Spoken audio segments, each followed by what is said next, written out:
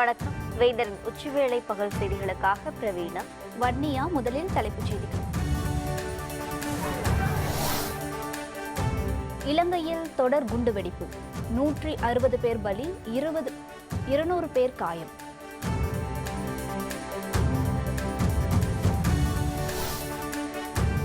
மக்கள் அமைதி காக்குமாறு இலங்கை அதிபர் வேண்டுகோள். நிலைமையை உன்னிப்பாக கவனித்து வருகிறது இந்தியா.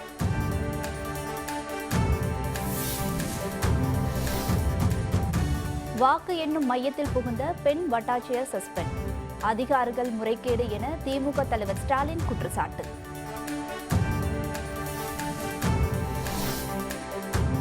தமிழகத்தில் 10 வாக்குச்சாவடிகளில் மறு வாக்குப்பதிவு, தலைமை தேர்தல் அதிகாரி பரிந்துரை. நாளை மறுநாள் 3ஆம் கட்ட தேர்தல், இன்று மாலையுடன் பிரச்சாரம் நிறைவு. இலங்கையில் தேவாலயங்கள், நட்சத்திர விடுதி உள்ளிட்ட 6 இடங்களில் குண்டுவெடிப்பு நிகழ்த்தப்பட்டதில் வெளிநாட்டினர் 9 பேர் உள்பட 160 பேர் பலியானதாக தகவல்கள் வெளியாகியுள்ளன. காயமடைந்த 200க்கும் மேற்பட்டோர் மருத்துவமனைகளில் அனுமதிக்கப்பட்டுள்ளனர். ஈஸ்டர் திருநாளையொட்டி இலங்கையின் கொழும்பு, கொச்சிக்கடை, கட்டுவாப்பிட்டியா உள்ளிட்ட பல்வேறு பகுதிகளில் குண்டுவெடிப்பு நிகழ்த்தப்பட்டுள்ளது. கொழும்புவில் உள்ள சாங்கிரிலா, கிங்ஸ்பெரி, சின்னமான் ஆகிய 3 நட்சத்திர விடுதிகளில் குண்டு வெடித்துள்ளது. கொச்சிக்கடை, மட்டக்களப்பு, கொழும்பு உள்ளிட்ட பகுதிகளில் உள்ள தேவாலயங்களில் ஈஸ்டர் பிரார்த்தனையின் போது குண்டுவெடிப்பு தாக்குதல் நிகழ்த்தப்பட்டது. இதில் 9 வெளிநாட்டவர் உள்பட 160 பேர் கொல்லப்பட்டனர். 200க்கும் மேற்பட்டோர் படுகாயமடைந்துள்ளனர். இந்த தீவிரவாத தாக்குதலுக்கு எந்த அமைப்பும் இதுவரை பொறுப்பேற்காததால் விசாரணை நடைபெற்று வருகிறது. மட்டக்களப்பு மத்திய வீதியில் உள்ள தேவாலயத்தில் காலை 8:45 மணிக்கு நடந்த குண்டுவெடிப்பில் ஏராளமானோர் உடல் சிதறி பலியாகினர். பலர் படுகாயமடைந்ததாக இலங்கை நாடாளுமன்ற உறுப்பினர் அமல் தெரிவித்துள்ளார். மட்டக்களப்பிலே இருக்கின்ற பெரிய தேவாலயங்களும் இது ஒரு தேவாலயம். குறைந்தது 600க்கும் மேற்பட்டவர்கள் ஒரே நாளில் கூடி ஆராதிக்கின்ற ஒரு தேவாலயம். இன்று ஈஸ்டர் கூட. அதே நேரம் கொழும்பிலே நாங்கள் அறிந்தவரை உண்மையில் ஏனென்றால் கிறிஸ்தவர்கள் என்று உலகளாவிய ரீதியிலே ஈஸ்டர் நிகழ்வை கொண்டாடி கொண்டிருக்கின்ற இந்த நிகழ்விலே அதிகளவானவர்கள் கூடுகின்ற நாள் இன்று. பழமையாக ஈஸ்டர் கிறிஸ்துமஸ் நிகழ்வு என்பது கிறிஸ்தவர்கள் அதிகமாக கூடி ஆராதிக்கின்ற நேரம். இந்த நேரத்திலே இது உண்மையிலே இப்பொழுது போலீசார் கூட நடந்தது. வெடித்தடங்களில் 2வது தடவை வெடித்திருக்கிறது. இப்பொழுது கழிப்பிடம் திருவோணமலையிலும் வெடிப்பு ஏற்பட்டிருக்கிறதாக. ஆனால் இப்பொழுது எல்லோரும் ஒரு பதட்ட நிலையில் இருப்பதனால் இன்னும் ஒரு சரியான தகவலை பெற்றுக்கொள்ள முடியாமல் இருக்கிறது. குண்டுவெடிப்பை அடுத்து இலங்கையில் விமான நிலையங்கள் உள்ளிட்ட பகுதிகளில் பாதுகாப்பு பலப்படுத்தப்பட்டுள்ளது. பல்வேறு பகுதிகளில் முப்படையினர் குவிக்கப்பட்டுள்ளனர். குண்டுவெடிப்பு குறித்து கடந்த 11ஆம் தேதியே இந்திய உளவுத்துறை எச்சரிக்கை விடுத்திருந்ததாக கூறப்படுகிறது. நாட்டு மக்களிடையே உரையாற்றிய இலங்கை அதிபர் மைத்ரிபால சிறிசேனா மக்கள் அமைதி காக்க வேண்டும் என வேண்டுகோள் விடுத்துள்ளார். குண்டுவெடிப்பு எதிரொலியாக கொழும்புவில் கல்வி நிறுவனங்களுக்கு 2 நாட்கள் விடுமுறை அறிவிக்கப்பட்டுள்ளது. இலங்கையில் நிகழ்த்தப்பட்ட குண்டுவெடிப்பை அடுத்து நிலைமையை உன்னிப்பாக கவனித்து வருவதாக இந்திய தரப்பில் தெரிவிக்கப்பட்டுள்ளது. இதுகுறித்து ட்விட்டரில் கருத்து தெரிவித்துள்ள இந்திய வெளியுறவுத்துறை அமைச்சர் சுஷ்மா ஸ்வராஜ், குண்டுவெடிப்பு சம்பவம் குறித்து கொழும்புவில் உள்ள இந்திய வெளியுறவுத்துறை அதிகாரிகளிடம் தொடர்ந்து தகவல்களை பெற்று வருவதாக குறிப்பிட்டுள்ளார்.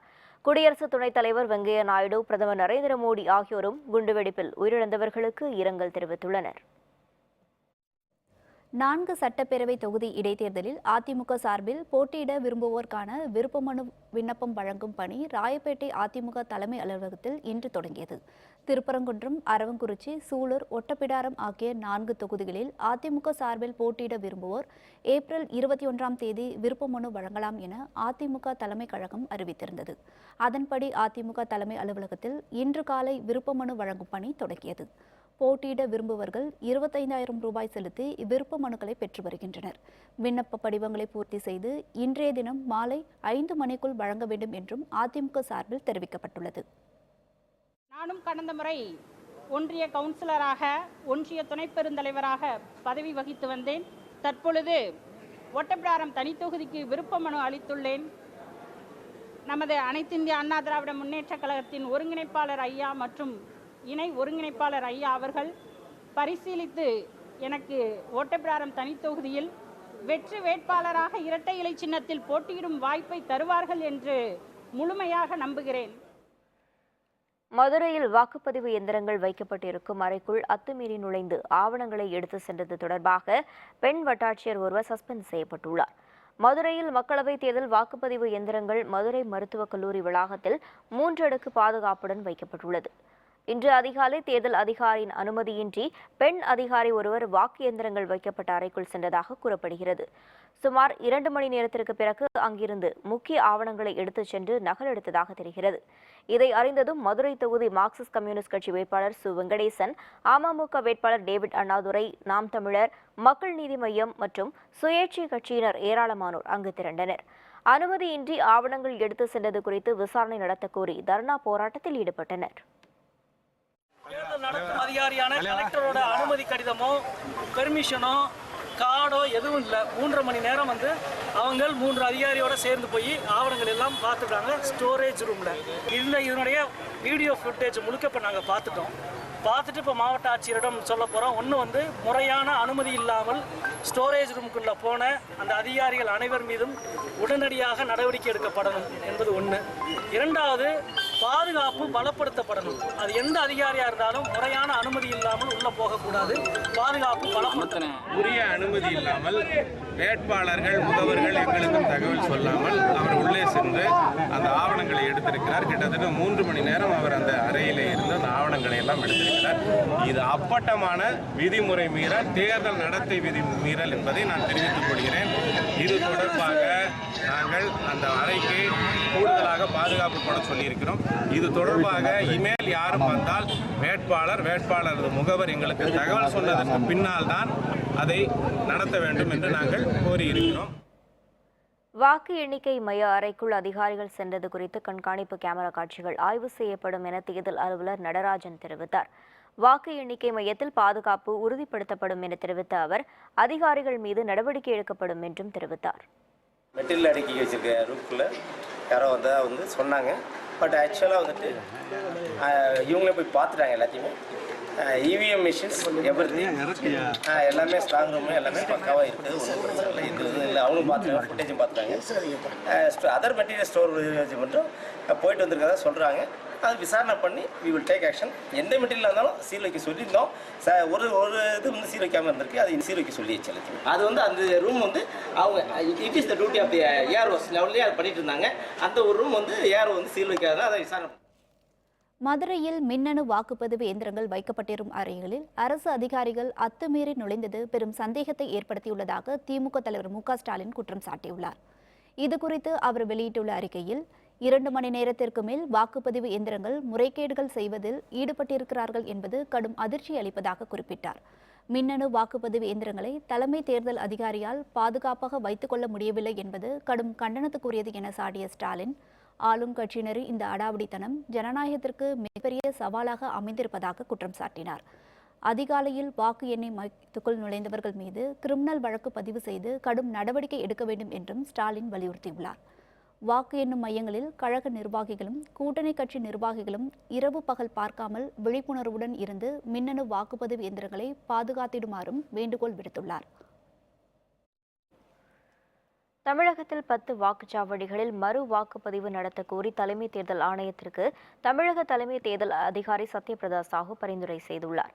தருமபுரி மாவட்டம் பாப்பிரெட்டிப்பட்டி தொகுதிக்குட்பட்ட 8 வாக்குச்சாவடிகள், திருவள்ளூர் மாவட்ட பூவிருந்தவல்லி தொகுதியில் 1 வாக்குச்சாவடி மற்றும் கடலூரில் 1 வாக்குச்சாவடி என மொத்தம் 10 வாக்குச்சாவடிகளில் மறு வாக்குப்பதிவுக்கு பரிந்துரைக்கப்பட்டுள்ளதாக தெரிவித்துள்ளார்.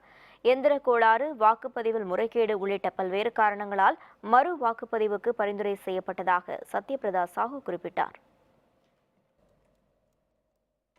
3வது கட்ட தேர்தல் நடைபெறும் 15 மாநிலங்களில் உள்ள 117 மக்களவைத் தொகுதிகளில் இன்று மாலையுடன் தேர்தல் பிரச்சாரம் நிறைவடைகிறது. நாடாளுமன்றத்துக்கு 7 கட்டமாக தேர்தல் நடத்தப்படுகிறது. முதற்கட்டமாக கடந்த 11ஆம் தேதி 20 மாநிலங்களில் 91 தொகுதிகளுக்கும், 2வது கட்டமாக கடந்த 18ஆம் தேதி 13 மாநிலங்களில் 96 தொகுதிகளுக்கும் வாக்குப்பதிவு நடைபெற்றது. இந்நிலையில் 3ஆம் கட்ட தேர்தல் வரும் 23ஆம் தேதி நடைபெறவுள்ளது. அன்று 13 மாநிலங்கள் மற்றும் 2 யூனியன் பிரதேசங்களில் தேர்தல் நடைபெறுகிறது. கேரளா, குஜராத், கோவா, உத்தரப்பிரதேசம், மேற்கு வங்கம், ஒடிசா, காஷ்மீர் உள்ளிட்ட 13 மாநிலங்களிலும், தத்தாநகர் ஹைவேலி, டாமன் டையூ ஆகிய யூனியன் பிரதேசங்களில் மொத்தம் 117 தொகுதிகளில் வாக்குப்பதிவு நடைபெறுகிறது. இந்த 3வது கட்ட தேர்தலில் முக்கியமான வேட்பாளராக காங்கிரஸ் தலைவர் ராகுல் காந்தி அமைதி மற்றும் வயநாடு தொகுதிகளில் களமிறங்குகிறார். நாளை மறுநாள் வாக்குப்பதிவு நடைபெறுவதை ஒட்டி இன்று மாலையுடன் பிரச்சாரம் நிறைவடைகிறது. ஜூன் 20ஆம் தேதி தொடங்குகிறது பொறியியல் படிப்புக்கான கலந்தாய்வு. தமிழக உயர்கல்வித்துறை அறிவிப்பு. விவரம் விளம்பர இடைவேளைக்கு பிறகு.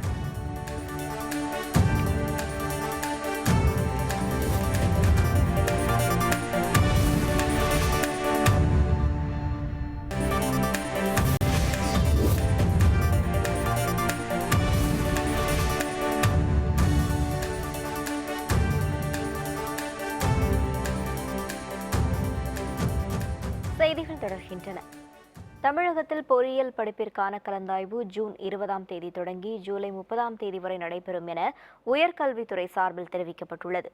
12ஆம் வகுப்பு பொதுத் தேர்வு முடிவுகள் நேற்று முன்தினம் வெளியான நிலையில் பொறியியல் படிப்புகளில் சேர விரும்பும் மாணவர்கள் மே 2ஆம் தேதி முதல் ஆன்லைனில் விண்ணப்பிக்கலாம் என பொறியியல் கலந்தாய்வு இயக்ககம் தெரிவித்துள்ளது. முதல் முறையாக பொறியியல் கலந்தாய்வை தொழில்நுட்ப கல்வி இயக்ககம் நடத்தும் எனவும் தெரிவிக்கப்பட்டுள்ளது. கலந்தாய்வுக்கான தரவரிசை பட்டியல் ஜூலை 17ஆம் தேதி வெளியிடப்படும் என குறிப்பிட்டுள்ள உயர்கல்வித்துறை இந்த ஆண்டும் ஆன்லைன் மூலமாகவே பொறியியல் கலந்தாய்வை நடத்த திட்டமிட்டுள்ளது. கலந்தாய்வுக்கு விண்ணப்பிக்கவும் கல்லூரிகளை தேர்வு செய்யவும் மாணவர்களுக்கு உதவும் வகையில் 42 சேவை மையங்கள் அமைக்கப்படும் என்றும் தெரிவிக்கப்பட்டுள்ளது. மதுரையில் வாக்குப்பதிவு இயந்திரங்கள் வைக்கப்பட்டுள்ள அறைக்குள் அரசு ஊழியர்கள் நுழைந்தது குறித்து தேர்தல் ஆணையம் தகுந்த விசாரணை செய்ய வேண்டும் என இந்திய கம்யூனிஸ்ட் மாநில செயலாளர் முத்தரசன் தெரிவித்துள்ளார். சென்னை தேனாம்பேட்டையில் அண்ணா அறிவாலயத்தில் செய்தியாளர்களை சந்தித்த அவர், பொன்பரப்பி மற்றும் பொன்னமராவதி உள்ளிட்ட பகுதிகளில் குறிப்பிட்ட பிரிவினர் மீது தாக்குதல் நடத்தியவர்கள் மீது இதுவரை நடவடிக்கை எடுக்கவில்லை என குற்றம் சாட்டினார். தர்மபுரி, பொன்பரப்பி ஆகிய பகுதிகளில் தேர்தல் ஆணையம் மறு வாக்குப்பதிவு நடத்த வேண்டும் என்றும் வேண்டுகோள் விடுத்தார்.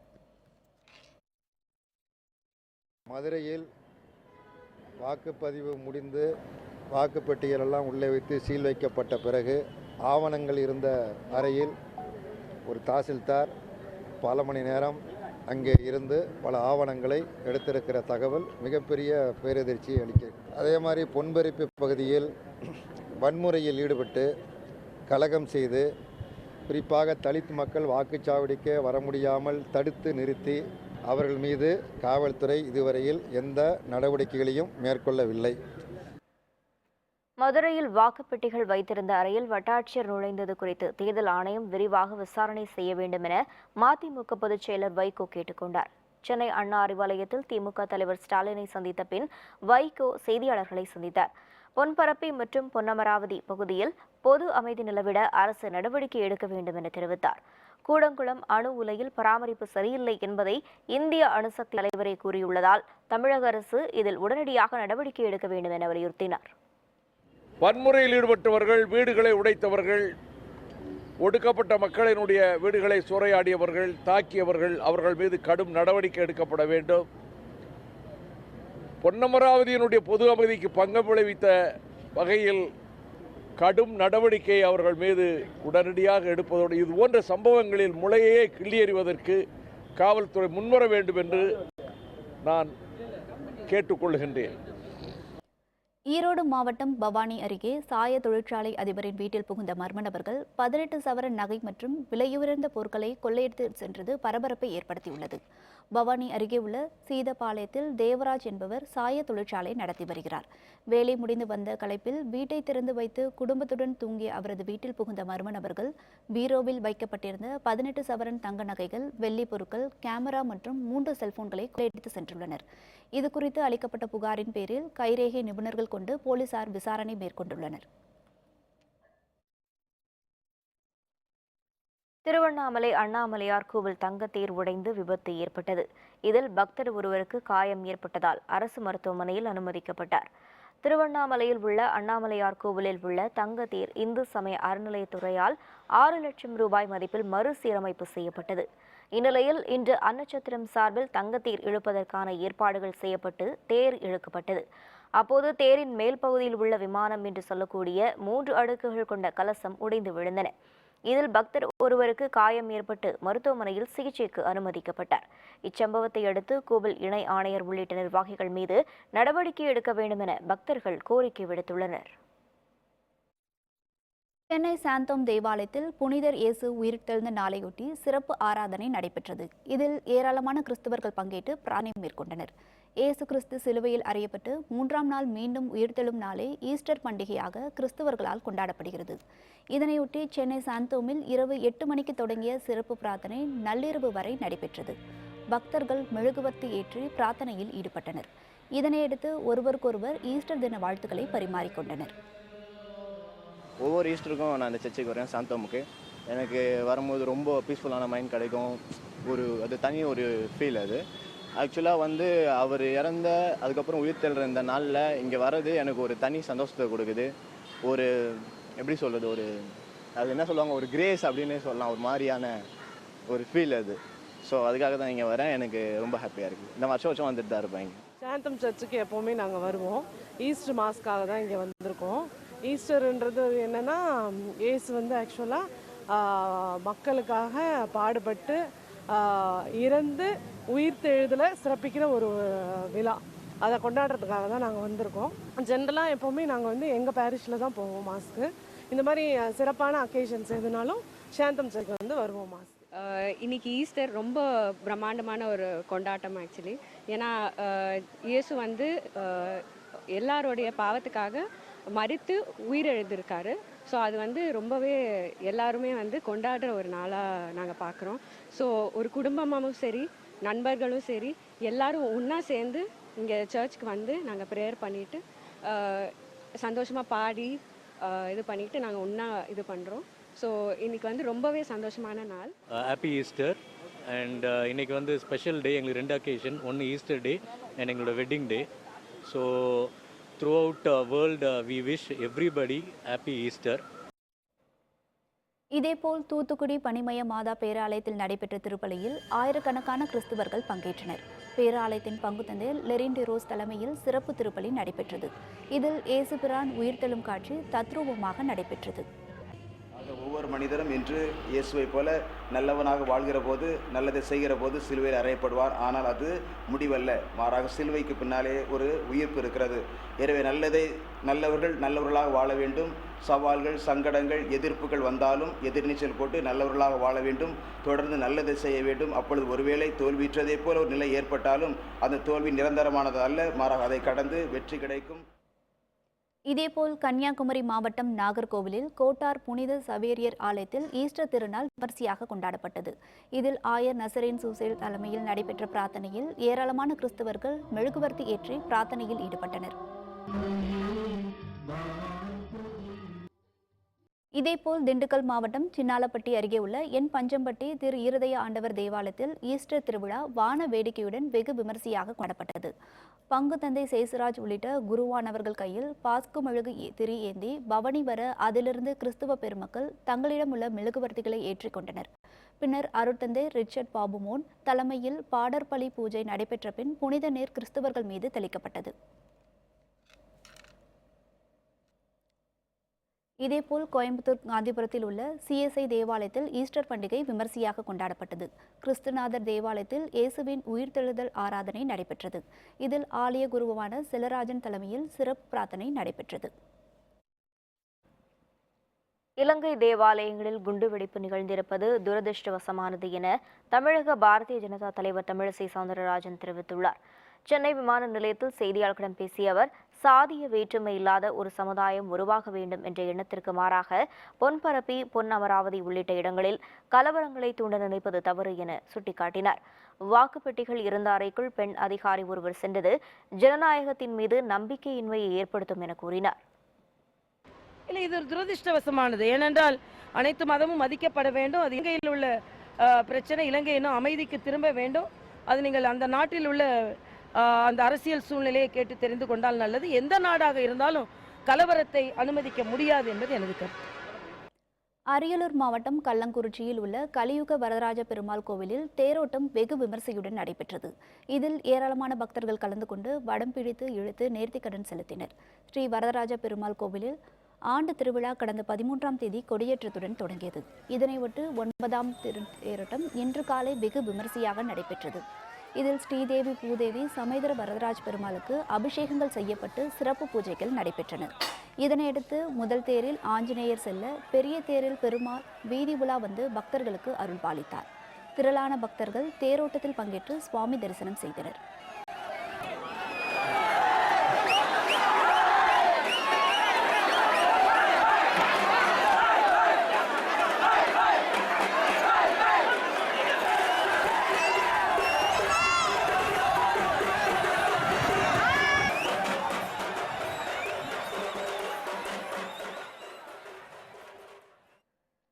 தஞ்சாவூர் மாவட்டம் திருவையாறு ஐயாரப்பர் கோவிலில் ஏழூர் சப்தஸ்தானத்தை முன்னிட்டு பல்லக்கு ஊர்வலம் நடைபெற்றது. இதில் திரளான பக்தர்கள் பங்கேற்று சுவாமி தரிசனம் செய்தனர்.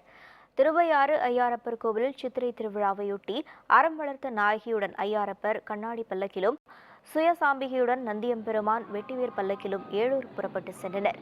இதில் ஏராளமான பக்தர்கள் கலந்து கொண்டு சுவாமி தரிசனம் செய்தனர்.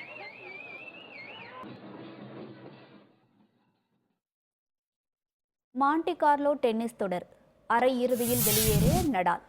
விவரம் விளம்பர இடைவேளைக்கு பிறகு.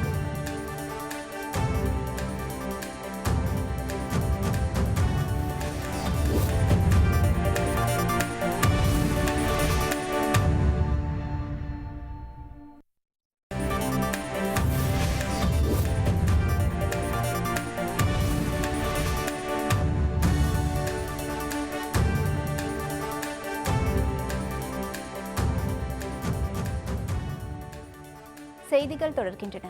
செர்பியா பெல்டிகிரேடில் அரசுக்கு எதிராக ஆர்ப்பாட்டம் நடைபெற்றது. இதில் ஆயிரக்கணக்கான மக்கள் பங்கேற்று தங்கள் எதிர்ப்பினை பதிவு செய்தனர். பெல்கிரேடில் செர்பிய அதிபர் அலெக்சாண்டர் விஸ்க்கு எதிராக பேரணி நடைபெற்றது. டெசாகி சதுக்கத்தில் செர்பிய ஒலிபரப்பு நிறுவனமான RDIS முன்பு ஆர்ப்பாட்டக்காரர்கள் திரண்டனர். நேர்மையான நியாயமான தேர்தல் நடத்த வலியுறுத்தியும் பொய்யுரைகளை தவிர்த்து ஊடகங்கள் சுதந்திரமாக செயல்பட வேண்டும் என கோரிக்கை விடுத்தனர். எங்கள் குழந்தைகள் வெளிநாடு செல்வதை தாங்கள் விரும்பவில்லை என்பன போன்ற வாசகங்கள் அடங்கிய பதாகைகளை ஏந்தியும் ஆர்ப்பாட்டத்தில் ஈடுபட்டனர்.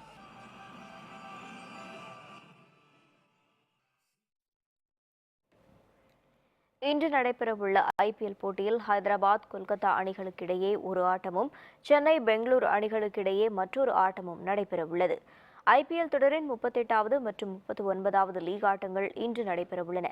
இதில் ஹைதராபாத் கொல்கத்தா அணிகளுக்கிடையேயான 38வது லீக் ஆட்டம் மாலை 4 மணிக்கு ராஜீவ்காந்தி மைதானத்தில் நடைபெறவுள்ளது. கொல்கத்தா அணி விளையாடிய 9 போட்டிகளில் 4 வெற்றி 5 தோல்விகளுடன் 6வது இடத்தில் உள்ளது. ஹைதராபாத் அணி 8 போட்டிகளில் 4 வெற்றி 4 தோல்விகளுடன் 5வது இடத்தில் உள்ளது. பின்னர் சென்னை பெங்களூரு அணிகளுக்கு இடையேயான லீக் ஆட்டம் பெங்களூரு சின்னசாமி மைதானத்தில் இரவு 8 மணிக்கு நடைபெறுகிறது. இதில் புள்ளிப்பட்டியலில் கடைசி இடத்தில் இருக்கும் பெங்களூரு அணி பட்டியலில் முதல் இடத்தில் இருக்கும் சென்னை அணியுடன் மோத உள்ளது குறிப்பிடத்தக்கது. மொனாக்கோவில் நடைபெற்று வரும் மாண்டி கார்லோ டென்னிஸ் தொடரின் அரையிறுதிப் போட்டியில் ரஃபேல் நடால் அதிர்ச்சி தோல்வியடைந்தார். மாண்டி கார்லோ மாஸ்டர்ஸ் டென்னிஸ் தொடர் மொனாக்கோவில் நடைபெற்று வருகிறது. இதில் உலகின் 2ஆம் நிலை வீரரும் 11 முறை சாம்பியனுமான ஸ்பெயின் நாட்டை சேர்ந்த ரஃபேல் நடால் உலகின் 18ஆம் நிலை வீரரான இத்தாலி நாட்டை சேர்ந்த ஃபாபியோ போக்கினிடம் மோதினார். விறுவிறுப்பாக நடைபெற்ற இந்த ஆட்டத்தில் 6-4, 6-2 என்ற செட் கணக்கில் ரஃபேல் நடால் அதிர்ச்சி தோல்வி அடைந்து வெளியேறினார். இதேபோல் மற்றொரு ஆட்டத்தின் அரையிறுதிப் போட்டியில் செர்பிய வீரர் துசான் லாஜோவிச் 7-5, 6-1 என்ற செட் கணக்கில் ரஷ்யாவை சேர்ந்த மெட்விஸை வீழ்த்தினார். இதன் மூலம் துசான் லாவோச் இறுதிப் போட்டிக்குள் நுழைந்தார்.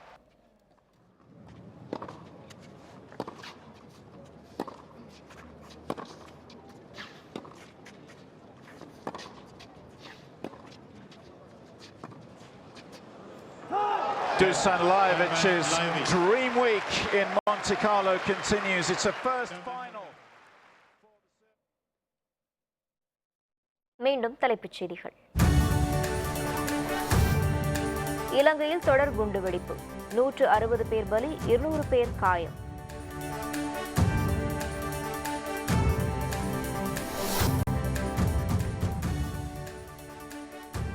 மக்கள் அமைதி காக்குமாறு இலங்கை அதிபர் வேண்டுகோள். நிலைமையை உன்னிப்பாக கவனித்து வருகிறது இந்தியா. வாக்கு எண்ணும் மையத்தில் புகுந்த பெண் வட்டாட்சியர் சஸ்பெண்ட், அதிகாரிகள் முறைகேடு என திமுக தலைவர் ஸ்டாலின் குற்றச்சாட்டு. தமிழகத்தில் 10 வாக்குச்சாவடிகளில் மறு வாக்குப்பதிவு, தலைமை தேர்தல் அதிகாரி பரிந்துரை. நாளை மறுநாள் 3ஆம் கட்ட தேர்தல், இன்று மாலையுடன் பிரச்சாரம் நிறைவு. இத்துடன் வேந்தரின் உச்சிவேளை பகல் செய்திகள் நிறைவடைந்தன. வேந்தர் டிவி செயலியை பதிவிறக்கம் செய்து முக்கிய செய்திகளை நேயர்கள் காணலாம். மீண்டும் இரவு 7:30 மணிக்கு வேந்தரின் ஒரு நாள் ஒரு பொழுது இரவு செய்திகளில் சந்திப்போம். வணக்கம்.